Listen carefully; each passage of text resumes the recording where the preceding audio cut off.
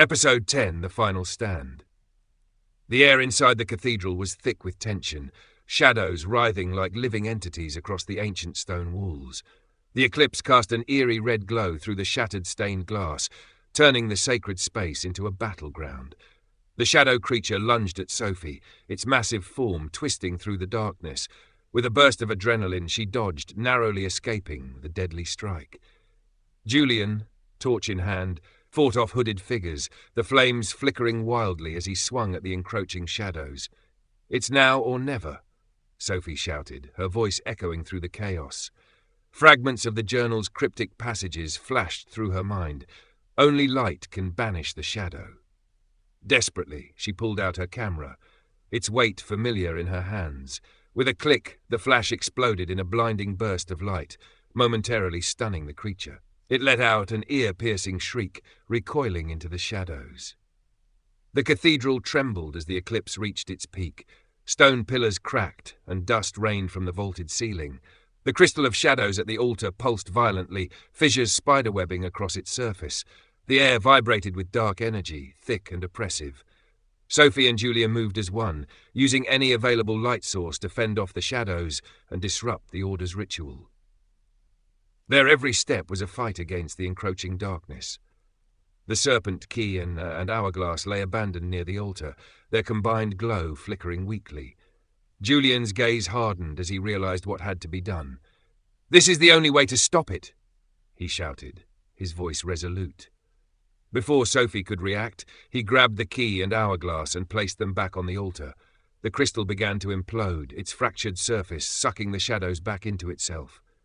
The cathedral was engulfed in blinding light, the hooded figures vanishing one by one, their anguished cries swallowed by the radiance. "No, Julien, don't!" Sophie screamed, trying to reach him. He turned to her, his expression solemn. "If the serpent wants a sacrifice, it'll get one." With one final glance, he activated the altar. Light surged through the cathedral, banishing every shadow and obliterating the crystal. Sophie was thrown backward, her world consumed by searing brilliance. Silence fell. Sophie's eyes fluttered open to the pale light of dawn. She was outside the cathedral, sprawled on the damp grass. Her body ached, and her vision blurred, but she forced herself to sit up. The serpent key lay shattered beside her, its ancient power extinguished. The hourglass was gone, as though it had never existed.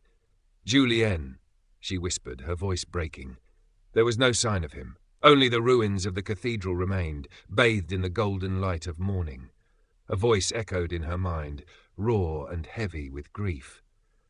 "Some stories don't have happy endings. Some leave you with more questions than answers." She picked up the broken key, its fragments glinting in the sunlight. Tears welled in her eyes, but she held them back. With her camera bag slung over her shoulder, Sophie walked away from the ruins, each step heavy with loss. The city stirred to life in the distance, oblivious to the battle that had just taken place.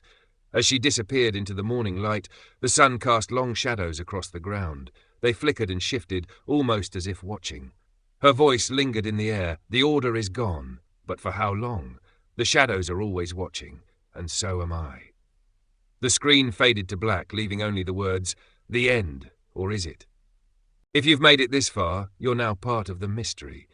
What do you think happens next? Drop your theories in the comments, and if you want more, don't forget to like this video.